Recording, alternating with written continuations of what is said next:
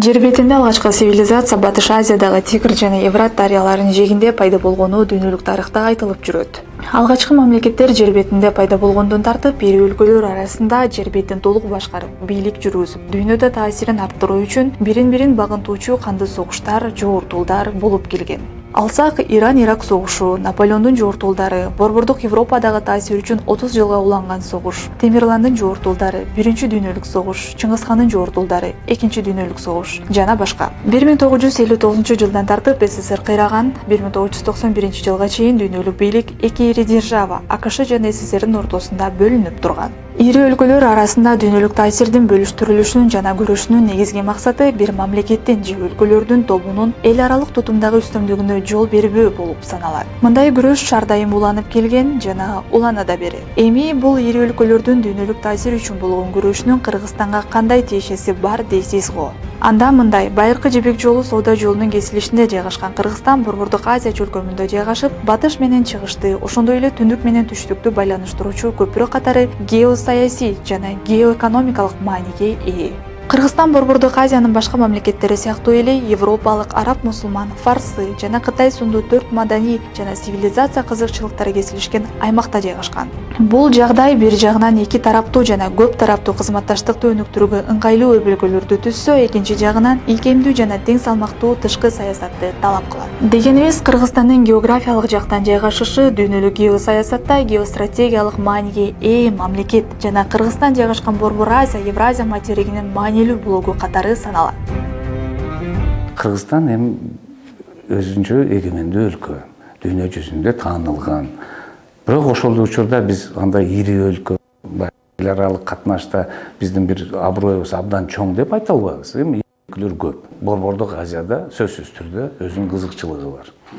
Эми атап деле кетсек болот, бул Кытайдын бир алкак бир жол деген стратегиясы, Орусиянын Евразия менин өнүгүшү, Кытайдын байкай сырткары Европанын батыш өлкөлөрүнүн жалпы алардын дагы өздөрүнүн стратегиялары бар. Борбордук Азияга карата, ошонун Кыргызстанга карата. Бул деген нерсе Кыргызстан дагы ушу Борбордук Азия өлкөлөрүнүн арасында бир кесилиш жол, көп ири өлкөлөрдүн кызыкчылыгын кесилишин жолунда турганы. Ошон үчүн азын астыбызда көп келечек чоң саясий шайлоо. Бул жакынкы арада 5 жылга жок дегенде, кемегенде 5 жылдын арасында бул Кыргызстан кайсы жолго кетет. Ошонун ичинде кайсы ички саясаты болот. А ички саясаттын уландысы тышкы саясат. Ошого жараша ири өлкөлөр сөзсүз түрдө өзүнүн да көзөмөлүн жүргүзөт, өзүнүн деле жардамын кылышат. Жардамы ол кандай болот? Финансылык, моралдык же саясий болобу? Эми аны убакыт көрсөтөт. Ал эми америкалык белгилүү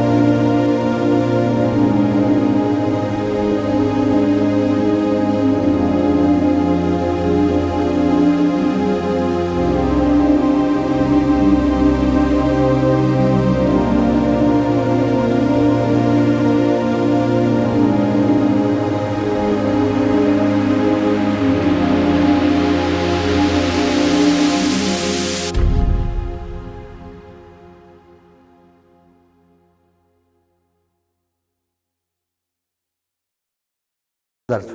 Примеров очень много. События, происходящие в настоящее время в Сирии, события, имевшие место в Ливии. Если на ближайшем постсоветском пространстве события, которые имеют место быть в Грузии, в Украине. Самый свежий пример событий, имеющие место сейчас в Белоруссии. К сожалению, цветные революции, технологии проведения государственных переворотов и незаконных смены власти никто не отменял. Ал эми дал ушундай сценарий Борбор Азияда демократиялык аралча саналган Кыргызстандын да мисалына кайталанып кетүүсү толук мүмкүндүгүн атамекендик саясий эксперттер билдиришет. Я думаю, что в Кыргызстане осенью почти 100% будет Майдан. То же самое. Потому что, понимаете, дело в том, что есть, вот скажем, стакан, да, стакан. Вот стаканом можно забивать гвоздь, можно любые дела, но в стакане есть одна функция, которая в нем прописана, из нее пьют, правильно же? Поэтому, смотрите, у нас есть партии, фавориты, которые находятся как бы под покровительством властных структур. Это значит Мекеним Кыргызстан, Биримдик, да. Я думаю, что Кыргызстан тоже как бы, вот эти фавориты, они в любом случае пройдут, потому что как бы провластные партии. А Тамекен там и другие партии, это уже, конечно, будет борьба, там будем смотреть, но, скорее всего, они тоже пройдут с не таким большим результатом. И вот тогда, смотрите, неизбежно за бортом оказываются такие новые партии, как «Реформа». А «Реформа» там очень много молодых ребят, айтишников и так далее. Там очень боевой состав. Неправительственная организация, да, Клара Соромкулова, там есть Рита Карасартова, которая очень боевая, да. И вот представляете, вот сама ситуация, в любом случае так и будет, потому что они не пройдут, они будут аутсайдерами. А ведь будет экзит-пул, еще наблюдатели, по моим данным, где-то около 300 человек от ОБСЕ ожидается, только от ОБСЕ, другие международные наблюдатели. Поэтому ваша организация очень важна для того, чтобы дать объективно и смотреть процессы, чтобы не было ни вмешательств, ни мешать. Да, мониторинг, вот ваша организация, цель очень важна.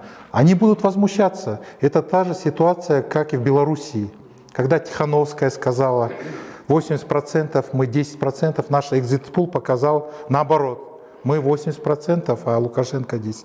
Вот это неизбежно осенью будет. Остановится в Беларуси процессы, не будет. У нас они выйдут. Реформа. И зависит, как выйдут, в каком составе, кто их поддержит. Это уже кухня внутренняя. Наша задача экспертов предупредить, что это будет. 2020 октябрь айында боло турган жогорку кеңешке шайлоого байланыштуу АКШнын эл аралык өнүгүү агенттиги USAID Кыргызстандын коммерциялык эмес уюмдарынын арасында шайлоону көзөмөлдөө үчүн сынак жарыялаган. Ошол эле учурда гранттын суммасы $1,2 миллион түзгөн. Аталган агенттиктин гранты Аида Жеңишевна Сүйүндүева жетектеген жалпы иш общее дело коомдук фондуна ыйгарылган. Буга чейин ал демократия жана жарандык коом үчүн коалициясы коомдук бирикмесинин программалык директору болуп иштеген. Анын уюму буга чейин чуулгандуу иштер жана сот иштери менен белгилүү болгон. АКШ каржылаган аталган фонд жана CR компаниясынын изилдөөсү Кыргызстандын коопсуздугуна жана ички ишине АКШ кийлигип жатат деген кески сынга кабылды. Мындай пикирлердин жана кооптонуулардын жаралышына Кыргызстанда жүргүзүлгөн изилдөөнү АКШнын эл аралык өнүгүү агенттигинин каржылоосу себеп болгонун укук коргоочу жана саясатчы Турсунбек Акун билдирет. Өлкөдөгү саясий абал күнөн-күнгө күчөп баратат. Эми 4-октябрда шайлоо бүтсө кандай болорун дагы бир Кудай билет. Анткени биздин эксперттер дагы şu Белоруссиядагыдай, башкадагыдай бир окуя болушу мүмкүн деп алдын алып пайгамбар сыяктуу айткандар да көбөйдү. Ошон үчүн бизде ушундай бир оор саясий абал болуп турганда, жана сиз айткан, биз сизге көрсөтүп, мына өзүңүз азыр коомчулукка айтып аткандай сурамжылар жүргүзүү бул өтө кабатырланта турган, өтө кооптуу иштердин бири болуп саналат. Андан сырткары шайлоону утурлай чет өлкөлөрдүн мындай сурамжылоо уюштуруусуна мыйзам жол бербестигин жана мындай кадам эл аралык нормаларга дал келбестигин келечекке жол мониторинг борборунун юристтери белгилешет. Антида мындай изилдөөлөргө көңүл бурбай коюуну туура көргөндөр да бар.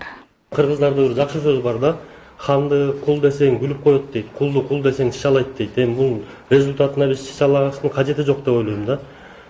Фейсбукта, башка соц тармактарда күнүгө эле опрос болуп атат. Ар кайсы партия опрос кылат, ар ким опрос кылат. Анан ар бирөөнү эле келишип ызычы кыла бергеним болбойт. Булар деле опрос кылышыптыр. Рахмат опрос кылгандарына. Эми бул жактан СДПК биринчи месте алып калыптыр, тигилер экинчи месте алып калыптыр. СДПКнын деле күнөөлөштүн кажети жок. Мен ишенем, алар эч кандай бияка келишкен жок. Негизи эми опрос кылышыптыр эми буга көп деле көңүл бурбай эле койсок болот деп ойлойм.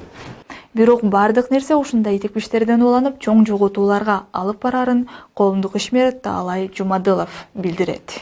Прежде всего выступить так перпендикулярно, то есть противовес высказанным мнениям. Я считаю, что вот тут представитель Бютун Кыргызстан назвал этот опрос смешным. Я считаю, что это неправильная оценка. Он, наоборот, этот вопрос, который требует самого серьезного и пристального внимания. Нельзя недооценивать возможности технологические, технические, организационные, финансовые тех, кто является заказчиками и действительными выгодоприобретателями этого опроса. USAID – это авторитетная международная организация. Она располагает достаточным количеством методологии, персонала, финансов для проведения опросов. Они во всем мире проводят эти опросы. Вопрос в том, что я как эксперт склонен оценить данный опрос как провокационный информационный вброс, преследующий далеко идущие цели. Основная цель этого опроса не в том, чтобы предоставить нашим избирателям, политическим партиям, обществу в целом объективные данные, а наоборот посеять сомнения, то, что предстоящие выборы будут честными, беспристрастными и справедливыми. То есть в обществе умышленно, предвзято создается мнение, что 5 октября при подведении итогов будут не те результаты, которые отражены в вопросе. Соответственно, в любых выборах бывают победившие, бывают побежденные. И, естественно, побежденные будут недовольны. А это им дает основание для того, чтобы говорить, вот есть опрос, проведенный международной организацией, мы должны были получить такие-то проценты, а нам дали другие проценты. Я совершенно согласен с вашим утверждением о том, что есть регионы, ну, к сожалению, наши многие партии строятся по региональному признаку, где абсолютно, ну, как аксиома, определенные партии обладают подавляющим большинством. Будь то на севере республики, или будь то у каждого есть свой регион, где партия обладает неоспариваемым преимуществом. Вот именно вот в этих, они прекрасно знают, что в этом регионе будет другой результат, но они его умышленно искажают, для того, чтобы у людей было основание к недовольству. Это очень плохо, это очень серьезные вещи. К сожалению, лидеры партии не уделили этому опросу внимания, но это очень тревожный сигнал. Следует вообще объективности ради, надо отметить, что ведущие геополитические игроки, Россия, Китай, коллективный Запад, США, они безусловно вмешиваются и будут вмешиваться в наши выборные процессы, преследуя свои геополитические цели. При этом они будут использовать весь арсенал сил и средств. Андыктан келечекке жол мониторинг борбору өлкөнүн бейпилдиги жана стабилдүүлүгү үчүн Кыргызстандагы айрым массалык маалымат каражаттарын, бейөкмөт уюмдарын, жарандык активисттерин жана активдүү жаштарды, жалпы эле кыргызстандыктарды эл өлкөлөрдүн куралына айланбоого чакырат.